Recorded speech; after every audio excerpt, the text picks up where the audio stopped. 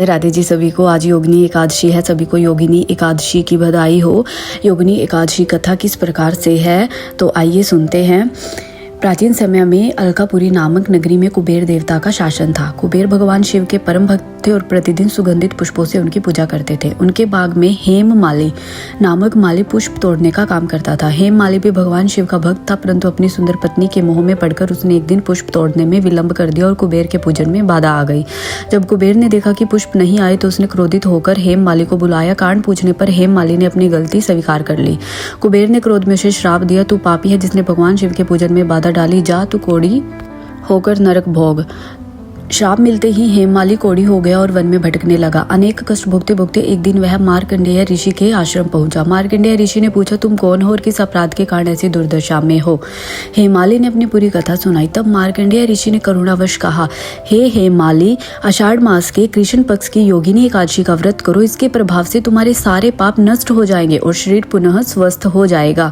हेममाली ने विधि पूर्वक योगिनी एकादशी का व्रत किया। व्रत के पुण्य से वह कोढ़ से मुक्त होकर सुंदर रूप धारण कर स्वर्ग लोक को प्राप्त हुआ। तो योगिनी एकादशी का क्या महत्व है? योगिनी एकादशी का व्रत समस्त पापों का नाश कर देगा और दरिद्रता और अपयश से मुक्ति देता है। यह व्रत मोक्षदायक और पुण्य प्रदान करने वाला है। तो इस प्रकार से यहाँ कथा संपूर्ण हुई। योगिनी एकादशी मैया की जय हो। योगिनी एकादशी का व्रत किस प्रकार से किया जाता है मैं आपको प्रॉपर विधि बताती हूँ। तो सबसे पहले जो आषाढ़ मास के कृष्ण पक्ष की एकादशी तिथि को यह व्रत किया जाता है। और व्रत की तैयारी कैसे की जाती है? दशमी तिथि व्रत से यानी कि एक दिन पहले शाम को सात्विक भोजन करना है। मन, वचन और कर्म से आपको शुद्ध रहना है। और एकादशी व्रत के दिन प्रातःकाल आपको ब्रह्म मुहूर्त में उठना है। स्नान करके स्वच्छ वस्त्र धारण करने हैं। घर या मंदिर में भगवान विष्णु की मूर्ति या चित्र की स्थापना करनी है। और पूजन सामग्री आपको क्या क्या लेनी है? पीला वस्त्र, तुलसी पत्र, पंचामृत, दीपक, धूप, नैवेद्य, पुष्प आदि। और पूजन विधि क्या है? सबसे पहले भगवान श्री विष्णु का ध्यान करें, दीपक जलाएं और धूप अर्पित करें। गंगा जल से भगवान का अभिषेक करें।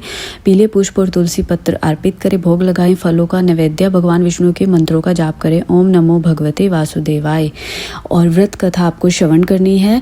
और रात्रि जागरण, इस दिन रात्रि में विष्णु सहस्त्र नाम या भगवान विष्णु के भजन कीर्तन करें, भगवान की कथा का श्रवण करें। और द्वादशी तिथि यानी कि अगले दिन, एकादशी का व्रत ऐसा है कि आपको एकादशी से एक दिन पहले भी पूरा ध्यान रखना है। और एकादशी के बाद द्वादशी को क्या करना है? प्रातः स्नान करके भगवान का पूजन करें, ब्राह्मण को दान दक्षिणा व भोजन कराएं, फिर व्रत का पारण यानी कि उपवास समाप्त करें। तो पूर्ण नियम क्या है जिनका आपको ध्यान रखना है? इस दिन चावल, मसूर दाल, मांस, मंदिरा, लहसुन, प्याज आदि वर्जित हैं। झूठ, क्रोध और असत्यवाणी से बचे। दिन भर जल, फलाहार या निर्जल उपवास रखिए अपनी श्रद्धा और सामर्थ्य के अनुसार।